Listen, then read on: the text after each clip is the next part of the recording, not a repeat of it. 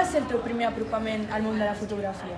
Doncs quan tenia 6 anys o així, els meus pares em van comprar una càmera i em va agradar molt i ja vaig decidir que volia fer fotos. Com ha acabat la teva obra en una plataforma com aquest establiment? Doncs primer em vaig posar en contacte amb l'Hora Violeta perquè volia que dones de l'associació participessin en el meu projecte i al final em van acabar oferint exposar-ho aquí elles ja de primeres i cosa que m'ha semblat superbé i ja vaig dir que vale. El tema principal de la teva obra, que és la resiliència de la dona, va sorgir en un vagó de tren.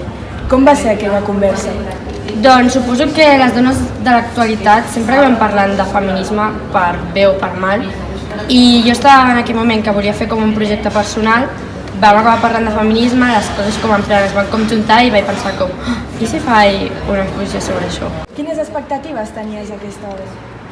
Doncs no esperava res, la veritat, vull dir, no esperava ni que s'exposés en cap lloc, però al final, em van dir de fer-ho allí i vaig dir, vale. I quina ha estat la retracció de les persones que han vist les teves fotografies? A veure, no és com que conegui molta gent que l'ha anat a veure perquè els meus amics encara no han pogut anar ni res, però almenys la gent que l'ha anat a veure m'ha dit que li ha agradat molt i, per exemple, la presentadora del Canal Reus surt també a l'exposició i també m'ha dit que li ha agradat, o sigui que suposo que com a mínim ha tingut un impacte positiu. Quines tècniques has fet servir per transmetre el missatge principal amb la teva obra? Bueno, primer m'he llegit el text perquè les dones primer em passaven un text i llavors a partir amb el que volien explicar i llavors em llegia el text i amb el que jo creia que em transmetia intentava buscar com un simbolisme o alguna cosa com per transmetre això.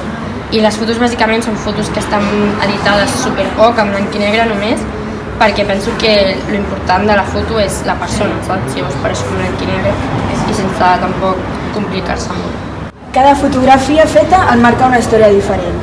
Quina de les històries creus que ha impactat més a la gent que les ha vist?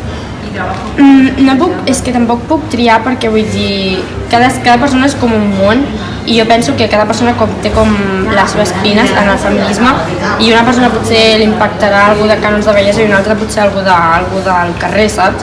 Llavors és com, tampoc es pot triar del tot perquè tot és realment important.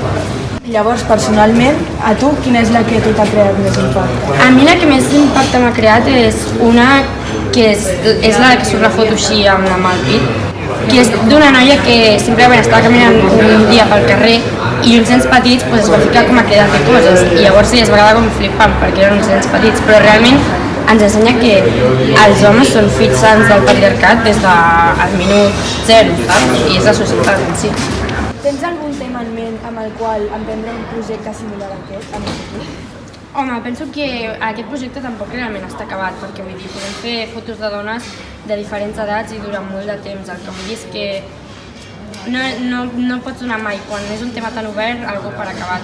Potser no en tens la torno a fer i veig fotos d'altres dones, per història sempre no.